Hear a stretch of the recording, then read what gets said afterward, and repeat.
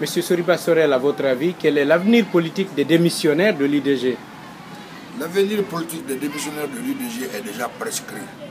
C'est des grands politiciens qui ont commencé avec moi depuis l'école, avec lesquels j'ai évolué au PIP. Je suis venu à l'UDG, on a fait les forces vives ensemble, l'ANR ensemble. Il s'agit notamment, si vous les connaissez, Hassan Sanoussi, bureau politique de l'UDG, Ousmane King Bangoura. Hassan Sanoussi, ancien préfet. Ancien préfet de Zérékoré. Mamadou Sylla a dit qu'il a détourné à Zérékoré. Oui, c'est ce que Mamadou Sylla a dit. Et qu'il s'est fait renvoyer par le président Alpha Condé. J'ai regretté cela aujourd'hui. Quand il y a des problèmes dans une préfecture jusqu'à ce niveau, le premier chef de la préfecture empathie. Mais je ne crois pas que Hassan Sanoussi est détourné parce qu'il a toutes les raisons, il a toutes les preuves matérielles qu'il n'a pas détourné dans la gestion. Il n'a même pas géré. Est-ce que vous imaginez la cause pour laquelle il a été renvoyé? Il a été renvoyé pour le simple fait qu'il n'a pas pu maîtriser les populations et on a pensé que alors, le niveau du débat était plus élevé et qu'il n'avait pas les aptitudes physiques immédiates de maîtriser Djogota à l'époque. C'était très compliqué. Et parfois le chef préfère te faire déplacer pour amener la paix. Notons que ces crimes de Zogota ne sont encore pas élucidés. Justement, on attend que ces crimes soient élucidés pour que la lumière soit faite et les responsabilités soient situées. Nous avons Ousmane King Bangoura qui est de la CENI. Il est assis à côté de moi maintenant. C'est lui. Il est aussi démissionnaire? Il est démissionnaire, il est membre du bureau politique de l'UDG. Soriba Sorel Kamara, c'est moi-même le secrétaire général, l'ancien secrétaire général. Dr Ibrahim Barbouza Souma, c'est le préfet de Mandiana actuellement. Qui a aussi des difficultés avec les citoyens sur les domaines miniers. Ça, c'est les réalités culturelles et socio-économiques de Mandiana. C'est les caractéristiques des zones minières, surtout émergentes. Là où on a découvert soit le diamant ou l'or, alors il y a des problèmes de frontières qui s'opposent entre les villes. Il est en train de les gérer quand même avec efficacité. Il y a aussi Aya Stasila qu'on appelle Sinafara, qui est conseillère à la présidence, qui est membre du bureau politique national.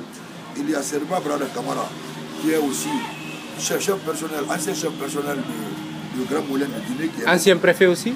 Ancien chef personnel du Grand Moulin de Guinée. Ce n'est pas Brada l'ancien préfet, c'est lui, c'est Kamara.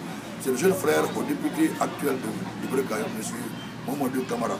Il est ancien chef personnel du Grand Moulin de Guinée. Il y a Mouktar Banti Diallo, ancien préfet de Telmele, ancien député, lui aussi il est là-dedans. Il y a Mamadou Conté, qui est actuel préfet de Fria, il est là-dedans. Mangé Yula, lui aussi, il est membre du comité central de l'UDG. Paul Souma, il est comité central de l'UDG. Fatoumata Kamara, elle est militante de Dixine Centre. Et Madi Yatara, militante de Dixine Centre. Idrissa Bangoura aussi, comité de base de Dixine Garraï. Mohamed Cheikh Kamara, MC lui aussi, il est membre du comité central. Lamine Sylla Zator, il est le président du comité de base du Mouvement Liberté. Serba Kamara, président du comité de base de Dixine Garraï. Sanou Sayo Sylla, elle est militante à Kalou. Martine Onoumou, militante à la cimenterie. Souadou Bangoura, elle est membre du bureau des femmes de l'UDG. Morlaï Moïse Sylla, il est membre du bureau politique de l'UDG. Ça, c'est les 20 personnes. Et je crois que 20 personnes, tous de cette carrure, ceux avec lesquels Mamadou Sylla a quitté le PIP pour venir fonder l'UDG, ils sont essentiellement là. Et qu'est-ce que vous comptez faire? Vous allez directement au RPG, j'imagine.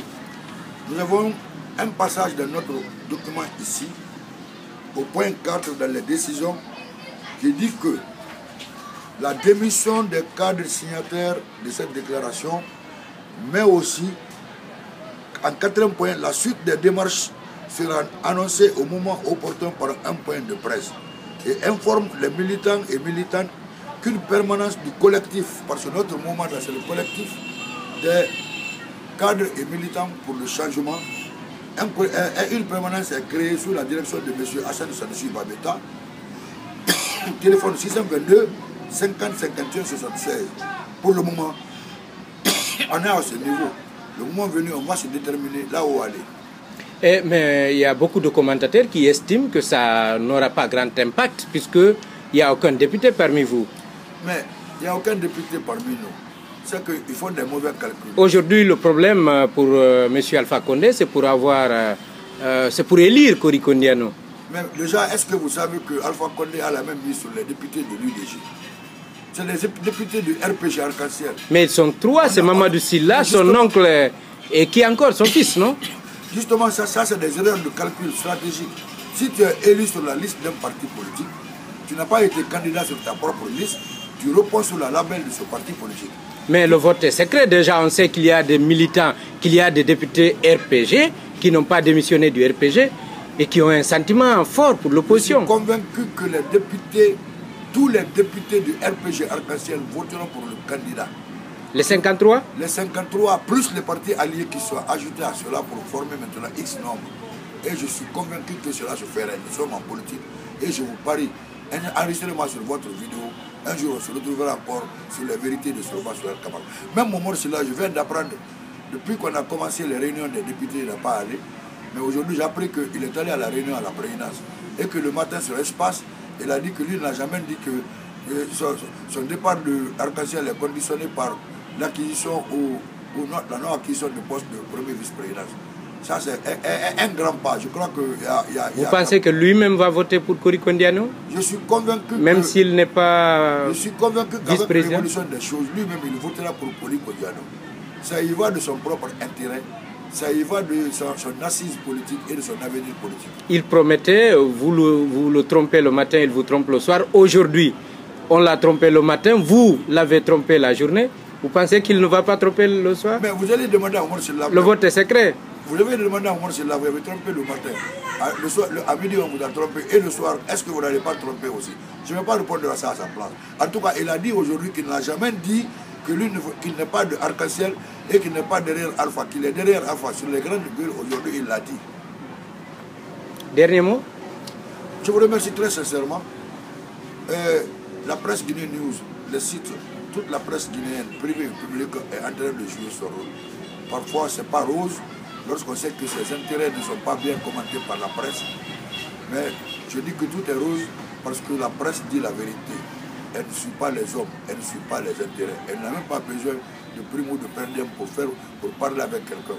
Et ensuite, le peuple de Guinée est en train d'évoluer dans le sens de l'unité nationale. Je salue le doyen Selou, président de l'UFDG, qui a adressé ses vœux de nouvel an au RPG Arc-en-Ciel. Je remercie le professeur Alpha Condé qui continue les contacts, même obscurs, avec ses jeunes frères des leaders de la mouvance ou de l'opposition, parce que son souhait ardent est de se tendre la main pour qu'on évolue.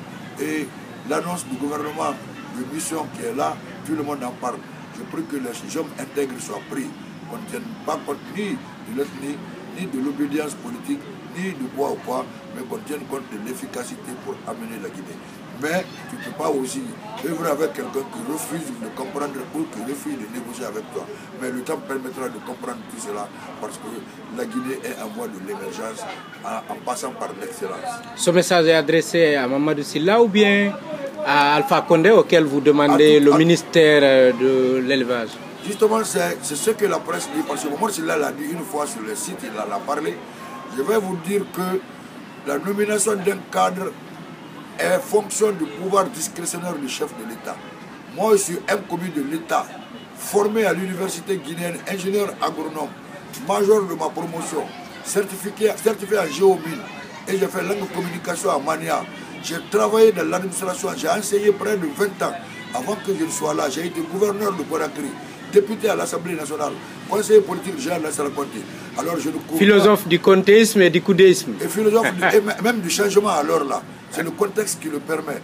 Si l'homme ne profite pas des opportunités, sans être opportuniste, c'est que tu seras dans la dérive de la conquête, de l'espoir, la conquête des acquis.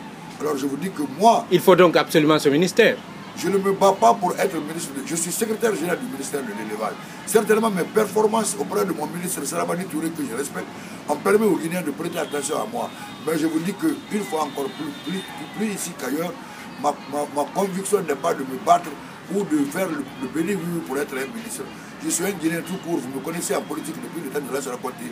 Je suis sur la vérité et je suis contre la dictature. Dans les partis politiques, alors là, parce que la plupart des leaders traitent leurs partis comme des propriétés, comme des entreprises de famille et très souvent, ils menacent ou bien ils rendent en esclave leurs militants qu'ils traitent de travailleurs. Je refuserai catégoriquement parce que c'est ce qui a fait... Vous parlez de Alpha Condé qui le fait peut-être au moi, RPG? je dis que la plupart des leaders politiques, mais imaginez qu'après la mort de Sékou Touré, le PDG est tombé. Après la mort de Lassana Conté, le PUP est tombé. Alors, il ne souhaiterait pas que... Mais c'est vous qui avez vidé le PIP, c'est vous qui l'avez quitté. Nous, on a quitté à la mort de Lassana Conté. On a quitté parce qu'on a été radié du PUP, parce qu'on était du groupe de changement. Parce que vous souteniez, je me rappelle, j'avais couvert un événement là-bas. C'est effectivement vous qui souteniez Mamadou Sylla qui voulait être parrain du PIP. Il ne voulait pas être parrain, il voulait être le parrain d'honneur parce que c'était un jeune. Mamadou Sylla est jeune. Hein. Il est jeune. Tout le monde est plus âgé que lui. Certainement, Dieu a donné la richesse, mais il est très jeune. Il frise les années 60. Alors, nous, et vous pensez que c'est fini, sa richesse? C'est pour cela que vous quittez? Non, mais dis donc, qu'est-ce qui est fini? Même demain, après-demain, il convoque l'Assemblée générale à coup de grands moyens financiers pour faire une démonstration que notre départ ne nuirait pas au parti. Mais ce que je puis dire au PUP, on était les engagés pour le changement parce que la classe dirigeante qui était là-bas était vieillissante. Il fallait rapidement changer par une nouvelle génération qui ne pouvait pas permettre au PUP de sombrer. Comme ils ont refusé, ils avaient la décision, ils ont radié systématiquement 5 personnes du PUP. Justement, quel sentiment avez-vous aujourd'hui à voir le PUP ne même pas pouvoir avoir un député à l'Assemblée nationale? C'est ce que je puis dire. Les partis politiques des anciens présidents ont reculé ou ont sombré par le fait de l'exacerbation de la lutte de succession ou des intérêts. Jusqu'à présent, quand vous venez au PUP, il y a une ancienne dynamique. Ceux qui étaient là à la mort de Sékou et sont venus prendre le bureau politique du PUP sont ceux-là qui sont là encore. Si je vous dis que j'ai mes collègues là-bas qui ont 50 ans, 55 ans, jusqu'à présent de la jeunesse, vous n'allez pas croire. Alors je souhaiterais que le PUP change. Vous avez duré à ce poste. J'ai très duré. Vous en étiez quand même le principal responsable. Et donc... mais je n'ai jamais eu la chance de monter au bureau politique pour mettre en place ma vision de changement. On était jeunes et on nous a fermé toutes les portes pour ne pas monter au bureau politique national. Mais vous étiez secrétaire général et normalement le secrétaire général doit avoir... Justement, les statuts du PUP ne prévoient pas ça à l'époque. Les statuts du PUP limitaient le secrétaire général de la jeunesse comme membre du comité central. Et la présidente des femmes comme membre du comité central.